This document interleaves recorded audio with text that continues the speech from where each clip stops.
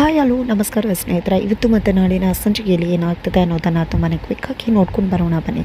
ಇಲ್ಲಿ ಆದಿ ಭಾಗ್ಯ ನಾನು ನಿಮ್ಮನ್ನು ನಂಬ್ತೀನಿ, ನೀವೇನೇ ನಿರ್ಧಾರ ತೊಗೊಂಡ್ರು ಅದನ್ನು ತಪ್ಪಾಗಿ ತೊಗೊಂಡಿರೋದಿಲ್ಲ ಅನ್ನೋ ವಿಶ್ವಾಸ ನನಗಿದೆ. ಜೊತೆಗೆ ನಮ್ಮದವ್ರಿಗೆ ಮೋಸ ಮಾಡಲ್ಲ ಅಂತ ಕೂಡ ಗೊತ್ತದೆ ಅಂತ ಹೇಳ್ತಾರೆ. ನಂತರ ಇಲ್ಲಿ ಭಾಗ್ಯ ಒಳಗಡೆ ಬನ್ನಿ ಅಂತ ಹೇಳಿ ಹೋಗ್ತಾರೆ. ಈ ಕಡೆ ತನ್ವಿ ತಾಂಡವ ಹತ್ರ ಅಪ್ಪ ನೀವು ಊಟ ಮಾಡಿ ಅಪ್ಪ ಅಂತ ಹೇಳಿದಾಗ ಬೇಡ ಮಕ್ಕಳೇ ಅಂತ ಹೇಳ್ತಾರೆ. ಈ ಕಡೆ ತಾತ ನೀವಾದರೂ ಕೂಡ ಅಪ್ಪನ ಕ್ಷಮಿಸಬಹುದಲ್ವಾ, ಯಾಕೆ ನೀವು ಕೂಡ ಕ್ಷಮಿಸ್ತಾ ಇಲ್ಲ ಅಂತ ತನ್ವಿ ಪ್ರಶ್ನೆ ಮಾಡ್ತಿದ್ದಾಳೆ. ಅಷ್ಟರಲ್ಲಿ ತನ್ಮಯ್ ಆದಿಯನ್ನು ಕರ್ಕೊಂಡು ಒಳಗಡೆ ಕರ್ಕೊಂಡು ಬರ್ತಾರೆ.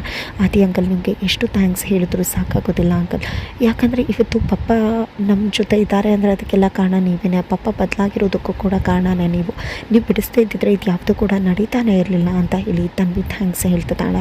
ಜೊತೆಗೆ ಪಪ್ಪ ನೀವು ಅವತ್ತು ಆದಿ ಅಂಕಲ್ ಜೊತೆ ತಪ್ಪಾಗಿ ನಡ್ಕೊಂಡ್ಬಿಟ್ರಿ, ಈಗ ಆದಿ ಅಂಕಲ್ ಹತ್ರ ಕ್ಷಮೆ ಕೇಳಿ ಪಪ್ಪ ಅಂತ ತನ್ವಿ ಹೇಳಿದ್ದಕ್ಕೆ ಅವ್ನು ಕ್ಷಮೆ ಕೇಳ್ತಾನೆ. ನೋಡು ಈಗ ಅವನ ರಿಯಲ್ ಫೇಸ್ ಹೊರಗಡೆ ಬೀಳುತ್ತೆ ಅಂತ ಹೇಳಿ ಕುಸುಮ ಅವರು ಹೇಳ್ತಾರೆ. ಇಲ್ಲ ನಮ್ಮ ಪಪ್ಪ ಸಾರಿ ಕೇಳ್ತಾರೆ ಅನ್ನೋ ವಿಶ್ವಾಸ ನನಗಿದೆ ಅಂತ ತನ್ವಿ ಹೇಳ್ತಾಳೆ.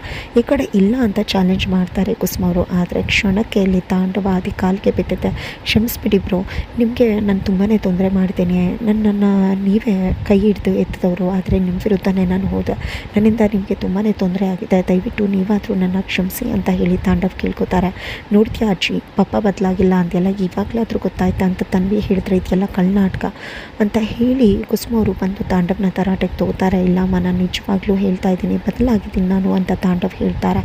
ಈ ಕಡೆ ಬ್ರದರ್ ದಯವಿಟ್ಟು ನನ್ನನ್ನು ಕ್ಷಮಿಸಿ, ನೀವಾದರೂ ಅರ್ಥ ಮಾಡ್ಕೊಳ್ಳಿ ನನ್ನ ಅಂತ ತಾಂಡವ್ ಹೇಳಿದಾಗ, ನೋಡು ತಾಂಡವ್ ನೀನು ನನಗೇನೇ ಮಾಡಿರ್ಬೋದು, ಅದನ್ನೆಲ್ಲ ಮರೆತು ನಿನ್ನನ್ನು ಕ್ಷಮಿಸೋದು ಕಷ್ಟ ಆಗುತ್ತೆ, ನಿನಗೆ ಕ್ಷಮೆ ಕೊಡ್ಬೋದೇ ಹೊರತು ನೀನು ಮಾಡಿರೋದು ಯಾವುದನ್ನು ಕೂಡ ನನ್ನಿಂದ ಮರೆಯೋಕ್ಕಾಗೋದಿಲ್ಲ.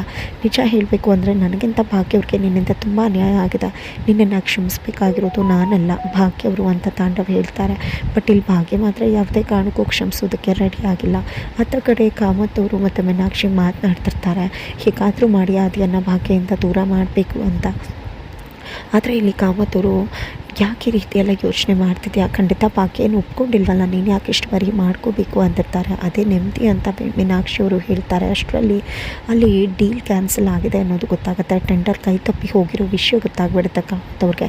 ಹೀಗಿದೆಲ್ಲ ಸಾಧ್ಯ ಆಗುತ್ತೆ ಅದು ಇದ್ಮೇಲೆ, ಹೇಗೆ ಟೆಂಡರ್ ಕ್ಯಾನ್ಸಲ್ ಆಯಿತು ಅನ್ಕೋತಿದ್ದಾಗೆ ಕನ್ನಿಕಾ ಬಂದು ಅಣ್ಣ ಬರಲಿಲ್ಲ, ಮಧ್ಯದಲ್ಲಿ ಭಾಗ್ಯ ಮನೆಗೆ ಹೋಗ್ಬಿಟ್ಟ, ಅದರಿಂದಾಗಿ ಈಗ ನಮಗೆ ಲಾಸ್ ಆಗಿದೆ ಅನ್ನೋ ವಿಷಯವನ್ನು ಆಕೆ ತಿಳಿಸಿದಾಗ ಮನೆಯವರೆಲ್ಲ ಶಾಕ್ ಆಗ್ತಾರೆ. ಇತ್ತ ಕಡೆ ತಾಂಡಕ್ಕೆ ಶ್ರೇಷ್ಠ ಕಾಲ್ ಮಾಡಿದ ತಾಂಡವ್ ನನಗೆ ಗೊತ್ತಿದೆ ನೀನು ನಾಟಕ ಮಾಡ್ತಿದ್ಯಾ ಅಲ್ವಾ, ನೀನು ಯಾವತ್ತಿದ್ರೂ ನನ್ನವನ್ನೇ ತಾನೆ ಅಂದಾಗ, ಇಲ್ಲ ನಾನು ನಿಜವಾಗ್ಲೂ ಬದಲಾಗಿದ್ದೀನಿ, ನನಗೆ ನಿನ್ನ ಅವಶ್ಯಕತೆನೇ ಇಲ್ಲ ಅಂತ ಹೇಳ್ತಾರೆ. ಹೌದಾ, ಹಾಗಿದ್ರೆ ನಾನು ಸತ್ತೋಗ್ತೀನಿ ಅಂತ ಲೈವ್ ವಿಡಿಯೋ ರೆಕಾರ್ಡಿಂಗ್ನಲ್ಲಿ ಶ್ರೇಷ್ಠ ಮೇಲಿಂದ ಹರಿಕೆಲ್ಗೆಳೆ ಬೀಳ್ತಾಳೆ.